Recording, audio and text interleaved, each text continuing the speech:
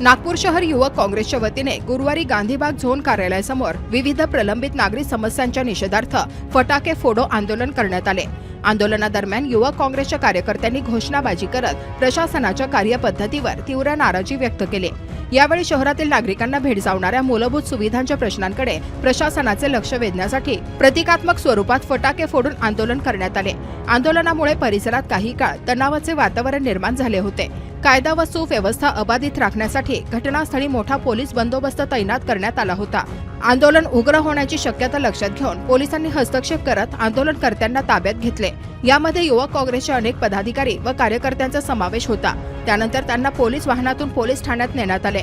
दरम्यान आंदोलनाद्वारे प्रशासनाने नागरिकांच्या समस्यांकडे तातडीने लक्ष देऊन त्यांचे निराकरण करावे, अन्यथा भविष्यात आणखी तीव्र आंदोलन छेडण्यात येईल असा इशारा युवक काँग्रेसच्या पदाधिकाऱ्यांनी दिला।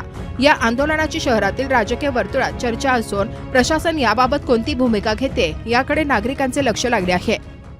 काम हमेशा चलते रहता है